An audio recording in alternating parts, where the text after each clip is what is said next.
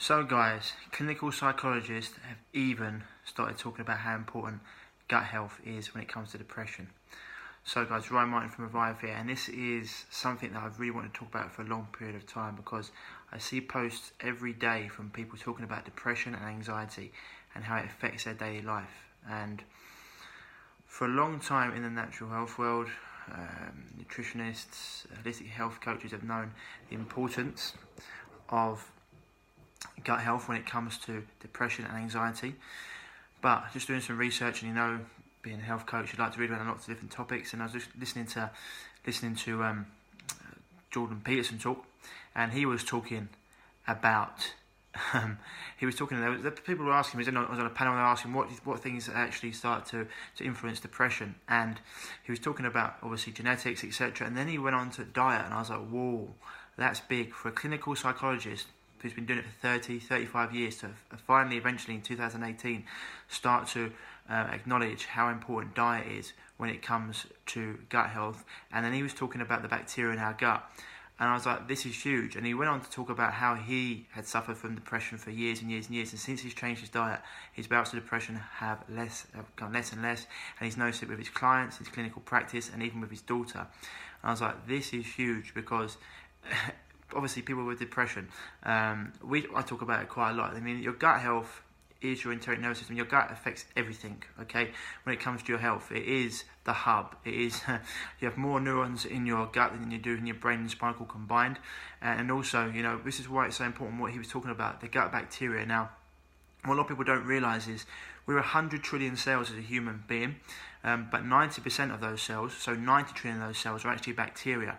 So we're actually far more bacteria than we are human.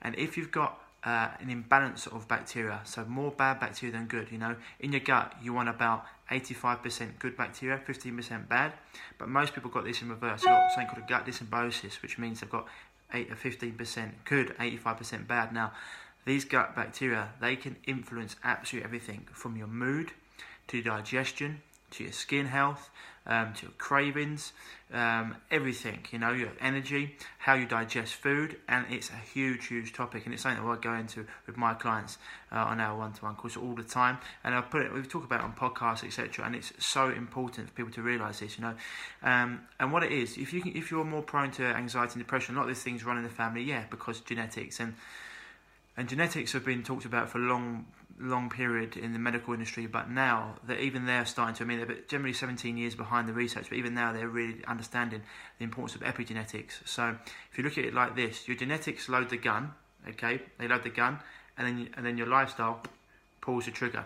Okay, so it's your predisposition to disease plus modern lifestyle equals chronic illness. Now that chronic illness can be depression, it could be anxiety, it could be diabetes, it could be Alzheimer's, it could even be like cancer, an autoimmune condition, whatever it is. Whatever your weakness is, it could be a skin issue, it could be a thyroid problem. So this is what we need to. This is why these charity events and everything. It's like everyone thinks that disease is individual. No, it's whatever your weakness is. That's what comes out. So it's really important when it comes to depression and anxiety, getting your gut bacteria correct is so important. And he was talking about elimination diets and how they worked a little bit and how they didn't. And I was like, this is brilliant because elimination diets work for a short period of time and they don't unless you change your internal terrain. This is why it's so important, okay? Because these bacteria, these bugs, if you get a parasite, protozoa, then if you're toxic internally, then you can get more of these bugs, more of these parasites, more of these protozoa, then you get more heavy metals coming in, and it just becomes a toxic soup.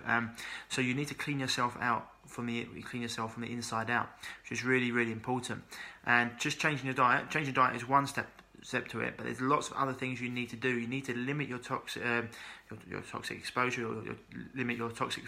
You've only got a certain toxic threshold before your body gives out. And changing the environment, you can kill off these bugs, and you can throw herbs at them or throw medication at them, but they lay up to 1 million eggs a day. They proliferate at such a vast number that they just come back. And this is why you need to change the terrain. We call it gentrifying. It's like gentrifying an area. We call it terrain modification. You change your internal terrain so these bugs don't want to come back. I said you need 15% bad just to keep the good guys honest, but you need a broad spectrum of good guys in there fighting for you. And this is why people don't realise. It's like at night when people are craving foods, I always say, are you craving that food, or is it the bugs inside you, the parasites? This is why it's so huge. So once you start to work on your internal health, and your gut health especially, I mean your gut health, your internal health, once you start to do that, you notice huge differences. And we've helped countless people get over their anxiety and depression, and generally these things come in combination. They either have anxiety, depression, they can get OCD with it, and you've got other things like autism. I interviewed Karen Thomas about that. It's another thing linked to gut health. You look into the work of Dr. Campbell McBride and Donna Gates about this, something we go into. There's so many different issues around this. So once you start to take out the heavy metals and start to change the terrain and get rid of the protozoa and the bacteria and the parasites, people don't realise 90 to 95% of the actual world population has a bacterial and fungal infection. That's a huge number, right? And these things are living inside you. They are parasites, and they're taking your vitality away. And because majority of people are feeding them, and they live in dysfunction. So whenever you're run down, tired, eating rubbish food, junk food, not sleeping correctly, not getting enough exercise, or getting too much, or not getting enough sunlight, these things love it because they can take over your body. And what was started off as a small little illness then becomes a chronic illness. And so, for example, a little bit of anxiety, depression turns into a lot of anxiety, depression, where you don't even want to get out of bed. And this is the same for any sort of disease. You've got chronic illness, whatever it is. They just get worse and worse and worse until you start to work on it. And it can be hard, but the amount of people we've helped with this, and obviously other people out there that are doing similar stuff.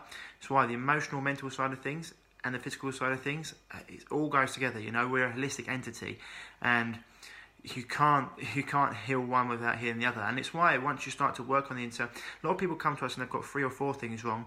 High blood pressure, they've got diabetes, high cholesterol, or they've got rheumatoid arthritis, or on the back of that they've got a thyroid issue or hormone issues, and they say, oh, if I get rid of this, will this work? Oh, this will go as well. Will it go as well? And I always say, of course, you can't heal one thing and then the body go, no, we're not going to heal that as well.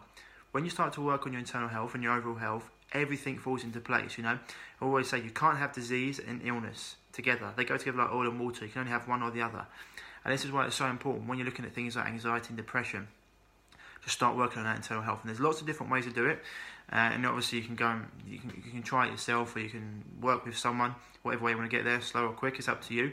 Or maybe you've tried lots of different things. That's why working with someone, it really is hugely beneficial to a lot of people, because it's almost like using a sat nav to get where you want, rather than just trying to find your way and put your finger on a map, or because they've seen all the roadblocks and all the bumps that are in the way. But huge, guys, okay, for a clinical psychologist to come out and talk about how diet and the gut bacteria are so important when it comes to depression and anxiety, I thought that was a real